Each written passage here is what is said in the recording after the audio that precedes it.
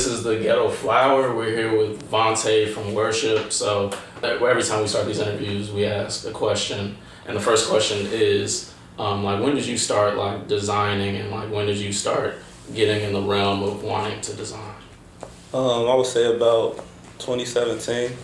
Okay. You know, I started playing around on, like, little t-shirt websites, custom master shirts. Okay. And, you know, I was pretty good, you know, at making things. So, you know, which furthermore led me to start doing, like, Photoshop. I had a guy, my boy Derek, you know, he's, like, you know, real good at Photoshop. So he taught me how to use it. And then, shit, you know, I started doing my own graphics. And then started doing some t-shirts. I dropped my first tee, you know, like April 2017.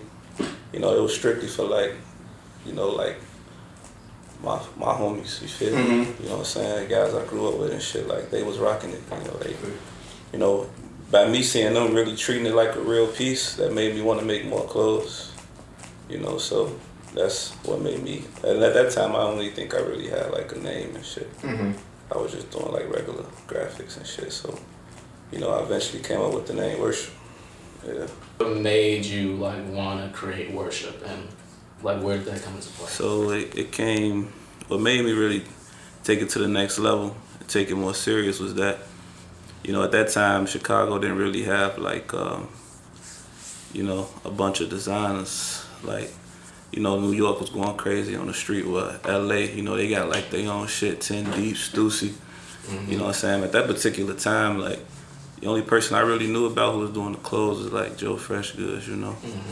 You know what I'm saying? And I remember following him, like, you feel me, early on social media and just seeing the impact he had in the city, you know what I'm saying? And, you know, that shit was, like, inspiring, you feel me? You know, I wanted to do something like that myself.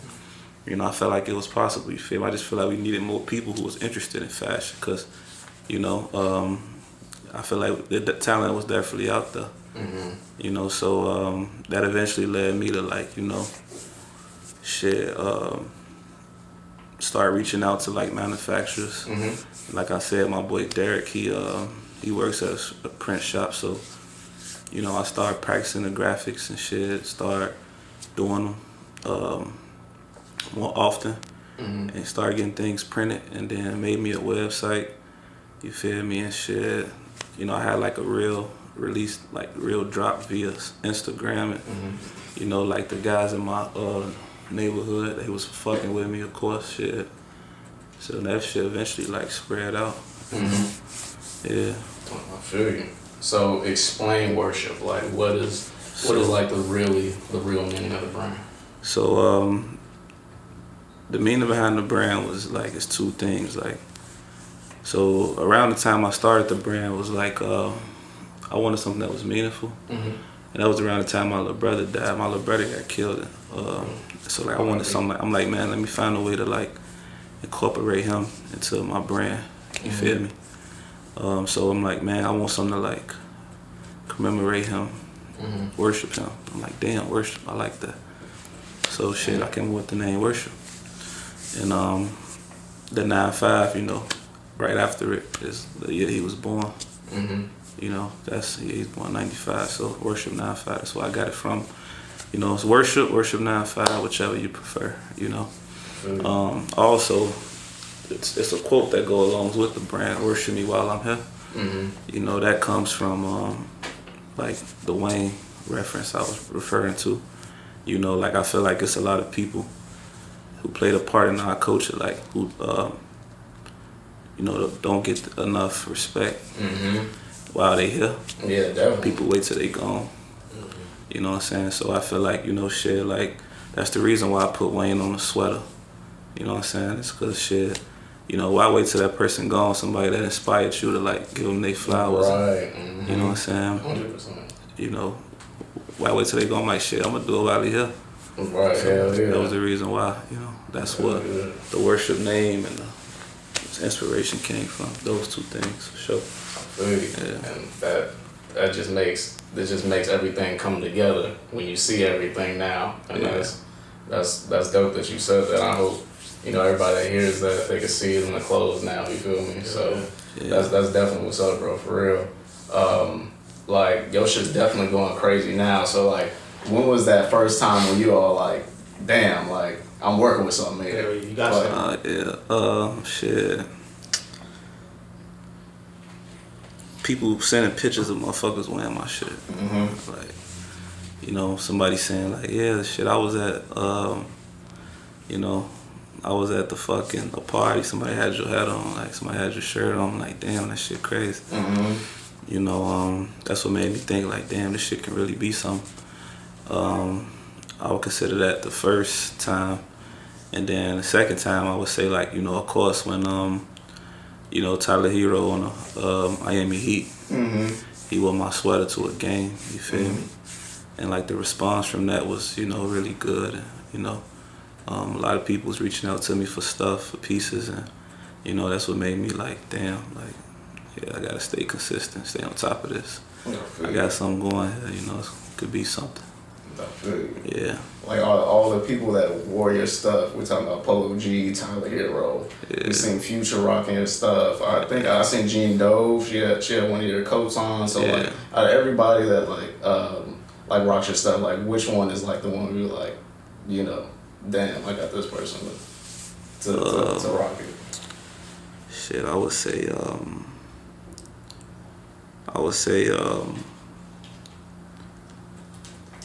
Future. Yeah, Future for sure, because like, you know, shit, Future like at this point like a cultural icon, you know what I'm saying? For real, yeah. Shit, like when it's all said and done, he gonna go down as like shit, you know, one of the best. You know what I'm saying? So shit, like just knowing like it's gonna be a time where like I'm able to tell my kids, my grandkids, like, yeah, he wore my shit. You know what I'm saying? You know what I'm saying? That's the equivalent to like my granddaddy saying like, yeah, Marvin Gaye wore my clothes. You know what I'm saying? That type of thing. I'll be like, hell nah. You know what I'm saying? So, you know, but yeah, shit, we got plenty more to come. Like we getting a lot of people reaching out to me. Y'all gonna see it. You know, be in tune for sure. You know, it's a lot of people have been reaching out to me. So, you know, I'm looking forward to, you know, possibly getting my items on more people. Make an impact. You know. Yeah. Real quick, on like the Future subject. So he was wearing like the trucker hat. It said like, what was it, Make America Slime Again? Yeah. What was like your thought process when you was like designing that piece? So like that was like some fun shit I was doing. Like that was really like one of the first pieces I sold a lot of. You know what I'm saying? Like, you know, motherfuckers was just heavy on the slime shit. You know what I'm saying? Like in Chicago, just period. You feel me? Like no matter where you was at. So I'm like, shit, you know, that was around the time, shit, you know, presidential race was going on. Like, man, let me throw this shit on there, you know what I'm saying? Make America Slime Again, that bitch. And yeah, that motherfucker took off, you know. You know what I'm saying? Like one of my guys, like, you know, I consider him like, you know, one of my partners, you feel me? My boy Don, he in Atlanta, you know what I'm saying? He from here, but he stay in Atlanta, so like he be really out there working the brand and shit. You know what I'm saying? By him being out there in Atlanta, like that slime shit heavy, crazy out there. So, you know, he was giving a head out to motherfuckers. Like, that's how Lil Key with my shit too. That's how he got it. You know what I'm saying? He like personally saw Lil Key, gave it to him, Lil Key wore it. You feel me? And, you know, wore it to a video and shit. And like, you know, yeah. That's dope. So yeah, the slime hat, you know, like I don't really consider that like a worship thing. I consider that like WX95 Studios. Okay. That's like my creative side. Like the Wayne piece, like that's like shit I like to do for fun. You know what I'm saying? Which eventually like I'm gonna find a way to like, you know, separate the two. Yeah. You know, with like a different store, like a, you know what I'm saying? Yeah. It's like a lot of shit I want to do like that, like, you know, some just creative shit I be thinking about. I got like a million ideas like that, but you know, you don't want to put that with the worship because it confuse people. Exactly. You know, the worship is like some real cut and sew. Like you got, you know, certain type of imagery I use, and the slime shit just don't go with that. So, exactly. You know, I'm gonna separate the two eventually. Exactly. That's perfect because that's a lot of creative people. They need that though, because I know you have a ton of ideas and you can't put it all into one thing because, like you said, you have an image for that thing. You know, so with that image. Exactly. Yeah, I definitely get what you're saying. But how do you like formulate an idea that goes into the garments? Like, what is like your thinking process of making some fly shit? So the first thing I think of is like what haven't been done yet. You know what I'm saying? Like fucking like this leather jacket I made right here. Maybe somebody has, but like, you know, nobody ain't never saw like, let me make the collar different. Some little shit like that. You know what I'm saying? Like let me find a way to make some fly shit but make it simple. You know what I'm saying? So like, you know, throw the cross on the sleeve. Like my goal is for like you to be like the flyest person in the room, but like in a simplistic way. You know, not no loud monograms, you know, graphics, like, you know, just some simple shit. You feel me? So and I'm really into like the way things fit. Like, you know, you'll notice if you get my hoodie, like, you know, I don't like long ass hoodies. I like for them to like be short, like crop kind of. You know, so like I made all my hoodies like, you know, when I got them produced, like, you know, I did the tech pack. I told them like, you know, make sure all the lengths is like a particular length. You know, cause that's just the way I feel. I don't think hoodies should be long. You know that's yeah. So yeah, but yeah, I try to do things that's like, you know, that I like, and I think others would like as well. Yeah. But how do you make those ideas profitable? Do you just like do you just like to do like what you think like other people would like and they become profitable, or do you think about profit? So what usually happens is like, you know, you gotta take a risk. You know, of course, like as a startup brand, your resources are limited. So you know, you gotta have things as well that you know for sure is a money maker, like the slime hat for sure. You know, something like that keep the money flowing in, and like that allows me to experiment with different things. And most importantly, like what you want to do is get your fan base, your customers to trust your vision. And you know, I don't like saying this, but like most people are like followers. Yeah. Most people that's in fashion, like they not individuals, they followers. So you know what usually makes them buy your, no matter, I don't care how good your shit is, you got the rawest shit in the world. But like until they see a particular person wearing it, you know, they won't fuck with it until then. So, you know, shit, you know, I may reach out to a, you know what I'm saying, hope somebody that got an impact reach out to me so that they can wear it and they be like, oh shit, such and such wearing it. Now I can buy it. Right. You know, so that's usually what I try to do, is to like just try to get people to trust my vision and let them know like this shit raw. Like fuck with me. You feel me? Like, you know what I'm saying? I feel you. Like, yeah, just getting people to trust my vision. And I do that a lot of different ways, you know. Yeah. It's a lot of, you know, if you follow my page and shit, it's like a lot of little shit I do to get people like, oh yeah, I fuck with this, you know, I fuck with dude. Like, well, yeah, 100%, man. Because you kicked a lot of game right there, for real. So, like, what advice would you give, like, designers? Like, what other advice could you give? I would say it's definitely, like, trust your vision. Like, you know, don't try to do what everybody else doing. You know what I'm saying? I know this shit might sound cliche, but it's true. Like, you feel me? You got to give people a reason to fuck with you, you know? Like, if you doing what everybody else doing, shit, you know, why would they just gonna keep going to who they've been going to, what they used to. So, you know, what I would say is like, you know, try to find something that's, you know, like different, but that you believe in, and roll with that. And, you know, try to be like creative as possible. Like I'm thinking of shit, I literally think of shit all day. Like my mind run all day about different things to make, like it's crazy. But yeah, what I would say is like, you know, don't get discouraged, you feel me? It was a point in time where like, you know, I'm like, damn, why motherfuckers ain't buying my shit? Like, you know what I'm saying? I know this shit raw, you feel me? But it's like, man, you just gotta, you know, be consistent, you know, trust your vision, you know, don't let others discourage you with getting away in your dreams, you know? I had people around me telling me to do this, do that. You know, and shit, I stuck to what I believed in, and you know, which eventually led to me to get to where I'm at now, which I trusted my vision, so that's why things turned out the way that they did. You know, so yeah. A little side question, like you spoke on like consistency of a brand. Yeah. Like, how do you measure like the consistency? Like, cause you don't like, how do you determine when you're gonna drop the next piece? Because you don't want to like overlap it with the piece you just dropped. You feel me? So Like, I got this whole philosophy with that, like, you know, I don't fall into like the whole calendar like season shit that's been going on. Like, you know, it's 2020. I feel like people now need to like do their own shit. Mm-hmm. Like, I drop when I feel inspired, you know, and I think like shit, I might drop some shit, feel inspired and drop the next week. I might not drop some shit for a couple months.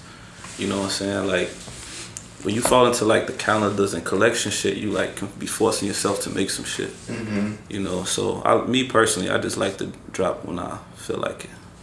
You know, I feel like, you know, when I feel like people need things from me, also when I feel like they need it. So I try to combine the two. But most importantly, when I feel inspired about something. Like nostalgia and inspiration is like, or like where I get all my ideas from. Like shit that I was raised on. You know, I grew up watching, listening to. You know, as you can see, like a lot of shit I do, like be like, you know, I find a way to find something that was back in the day and make it, reinvent it. You know, so yeah. 100%. What do you think? Like ending this year and then going into next year, like what do you think is the goals for worship? Like what do you want to accomplish? I want to get the brand out there more locally, cause like believe it or not, like my brand's bigger, like more globally than locally. Like, you know, like all my online orders be like all over the place, like shit, like different countries. Like I had some shit in like Germany the other day. But like, you know, like I definitely get support like at the crib for sure, but like not as much as I would want to. Like you would think that a brand that's like, you know, type of moves I've been making, you would think like, oh, he must got the crib on lock.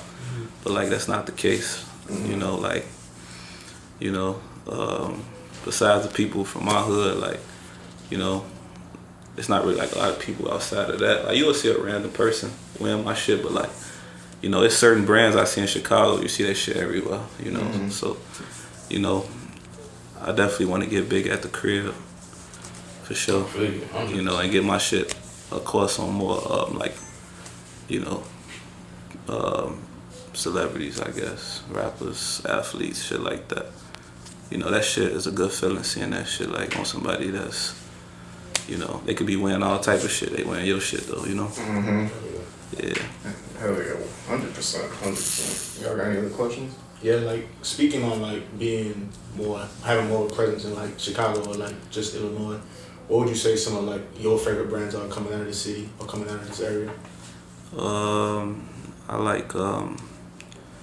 like Hooligan from Rico. I like Subtle Garments from Junior. I like you know, it's brands like Designer Junkie. You know, like that's somebody who like you know, I see a lot of people wearing his shit, you know what I'm saying? That shit raw. I fuck with that. You feel me? Like you know, I fuck with his brand. Yeah, it's a lot, man. I don't mean to leave nobody out. Yeah. But it's a lot of people going crazy at the crib right now on the clothes side. Yeah. Something else I wanted to ask you too was like with like the boom in like streetwear, like a lot of the bigger brands like I don't know, Nike, Adidas, like sort of doing these like lower level collabs with like streetwear brands. How do you sort of feel about that? The collabs, I think that shit good, you know. It's good that they reaching out to people that's like on the come up. Because like, you know, those be the ones with the best ideas, you feel me? Usually by the time, like about time Nike got to somebody, like they was like over commercializing, like oversaturated their brand by then. So it's like some cheesy shit. Yeah. You know what I'm saying? But when you get somebody that's like coming up, they hungry, you know what I'm saying? They gonna give you some good shit, some good, you know, some creative ideas. So, you know, I like that they do that, you know. That should be raw. I hope eventually I can get a Nike collab one day. I got some shit in mind, you know, some raw shit. You know what I'm saying? Yeah. I actually like even started like, you know, if I do get a collab one day, you know, I like actually made like an Air Force One. You know what I'm saying? Like, yeah. got that shit in a tuck. Yeah, exactly. Keep all the phone call yeah. Ready. Nike, whenever y'all, ready for it, let me know. Once you get that phone call, it's over. I got some shit ready for y'all. Yeah. I've been wanting to ask you, where did the Trill Market collab come into play? Cause what was that whole situation? So yeah, they're a platform out of New York. I would consider them like a new version of Karma Loop, but it's specifically towards underground streetwear. I like what they got going on over there. Like, it's real good. You feel me? Like, they basically take a lot of brands like mine in like New York, LA, DC, like all over the place, and they basically give them a platform to sell their clothes. And they got a quote that say like fuck like something like fuck hype or some shit. Like that's really what they getting towards. Like, shit, fuck all the shit that's like everybody like overwearing. Like, it's like the shit on this platform is better. Like, so I like what they got going on over there. But yeah, they pretty much reached out. I was one of their first brands on there. Like, I was one of the first people they started rocking with. They reached out to me, saw I was doing my thing. So, yeah, they reached out to me, asked me if I want to be a part of it. I did my research. It looked like something that was, going in a good direction. So, yeah, I eventually got up on that. We made a lot of money together. They good people over there. Shout out Caesar at Trill. They out of New York. Yeah, so yeah, they actually finna start. I be introducing them to a lot of Chicago brands. You feel me? Like, yeah, shout out Stan too, BSI. Fuck with him. I told them about him and shit. They like him a lot too. So yeah, he on the platform. Yeah, so yeah, that's how they pretty much reached out to me, and we started doing business ever since. They got a lot of shit coming too. You know what I'm saying? Y'all don't be surprised if they like the fucking biggest streetwear marketplace in the world in the next couple of years. They growing fast. Yeah, Karma Loop was. Hell yeah, that was a hit. Yeah, it was. I bought hella shit off there. Yeah, that's why that's why I used to go shit and get shit at. But shit, like the reason why Trill Marketplace I feel like would be like, cause they leave it. I could be wrong, but I believe that Karma Loop was buying all the shit from the vendors. Like Trill Marketplace leave it up to you to handle all your business. Like they literally just run the sites and shit. So you do all your shipping and shit. You keep tracking. You got your own dashboard. You keep track of all your sales. So that's they leaving it in the hands of the person whose brand it is, which is I feel like that's very convenient for me. 100%. That's decent as hell, man. Yeah. Y'all got anything else to add? Hell yeah. Last question, but being a fashion designer, when it comes to yourself, and when you're picking out an outfit for the day or an outing or something, what piece of clothing is sort of your favorite, or you feel has to hit the hardest? Whenever Next question. We gonna end it out on this. Man, the fucking. It's difficult.